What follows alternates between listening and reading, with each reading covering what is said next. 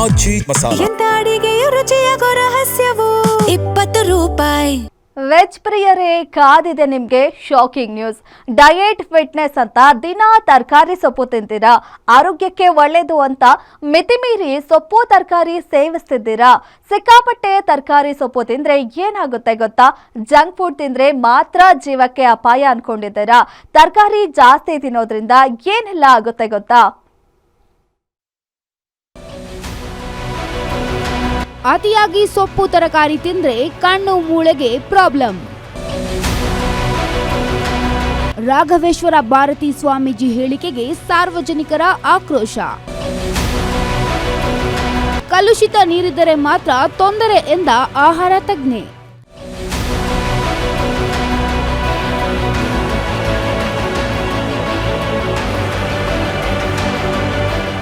ಇತ್ತೀಚಿನ ದಿನಗಳಲ್ಲಿ diet fitness ಅಂತ ಆರೋಗ್ಯಕ್ಕೆ ಒಳ್ಳೆಯದು ಅಂತ ಅತಿ ಹೆಚ್ಚು ಸೊಪ್ಪು ತರಕಾರಿ ತಿನ್ನೋರಿಗೆ ಶಾಕ್ ಎದುರಾಗಿದೆ.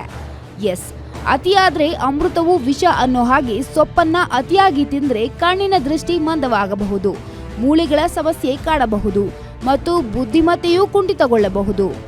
ಗೋಕರ್ಣದಲ್ಲಿ ನಡೆದ ಅನ್ನಬ್ರಹ್ಮ ಚಾತುರ್ಮಾಸ್ಯ ಧರ್ಮಸಭೆಯಲ್ಲಿ ರಾಘವೇಶ್ವರ ಭಾರತಿ ಸ್ವಾಮಿಗಳು ಈ ಮಹತ್ವದ ಆಯುರ್ವೇದ ಸತ್ಯವನ್ನ ಬಿಚ್ಚಿಟ್ಟಿದ್ದಾರೆ.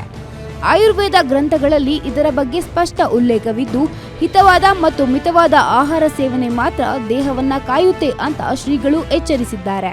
ಇದು ಈ ತರಕಾರಿ ಸೊಪ್ಪನ್ನು ಜಾಸ್ತಿ ಬಳಸೋದ್ರಿಂದ ಬರುವಂತದ್ದು ಅಂತ.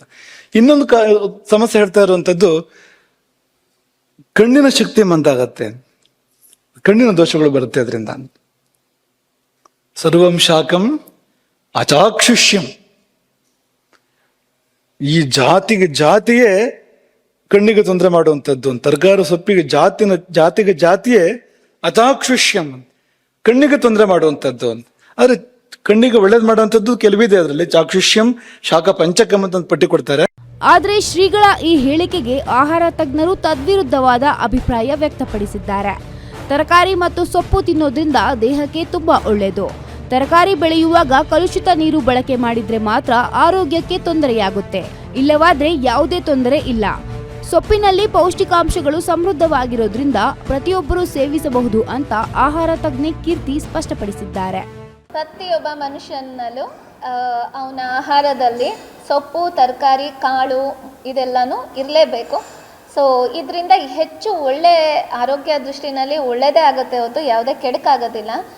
ಈ ಸೊಪ್ಪಿಂದ ಕೆಡುಕು ಯಾವಾಗ ಆಗ್ಬೋದು ಅಂದರೆ, ಸೊಪ್ಪು ಬೆಳಿಬೇಕಾದಾಗ ಅದಕ್ಕೆ ಬಳಸ್ತಾರಲ್ಲ ನೀರು, ಅದೇನಾದ್ರು ಮಾಲಿನ್ಯವಾಗಿರೋ ನೀರನ್ನ, ಇಂಡಸ್ಟ್ರಿಯಲ್ ವೇಸ್ಟ್ ವಾಟರ್ನ ಏನಾದರೂ ಯೂಸ್ ಮಾಡಿ ಸೊಪ್ಪನ್ನ ಬೆಳೆದ್ರೆ ಅದರಲ್ಲಿ ಸ್ವಲ್ಪ ರಾಸಾಯನಿಕ ಅಂಶ ಸೇರ್ಪಡೆ ಆದಾಗ ಖಂಡಿತವಾಗೂ ಸೊಪ್ಪು ಒಂದು ರೀತಿಯಲ್ಲಿ ಹಾನಿಕಾರಕ. ಬಟ್ ಆದರೆ ನಾರ್ಮಲ್ ಒಳ್ಳೆ ನೀರಲ್ಲಿ ಬೆಳೆಯುವಂಥ ಸೊಪ್ಪುಗಳು ತಿನ್ನಲೇಬೇಕು ಪ್ರತಿಯೊಬ್ಬ ಮನುಷ್ಯ.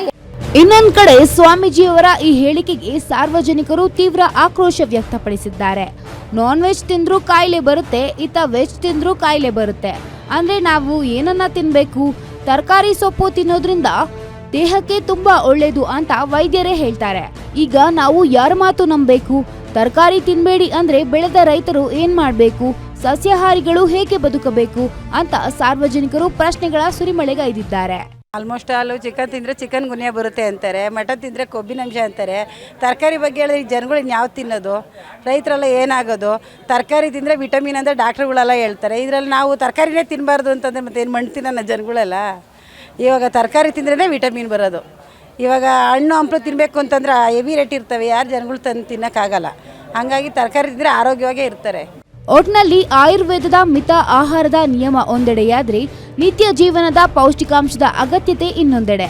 ಸದ್ಯ ಈ ವೆಜ್ ಆಹಾರದ ಚರ್ಚೆ ಮಾತ್ರ ಸಾರ್ವಜನಿಕ ವಲಯದಲ್ಲಿ ದೊಡ್ಡ ಸಂಚಲನ ಸೃಷ್ಟಿಸಿದೆ. Pragati Gowda, metro bureau, guarantee news, Bengaluru.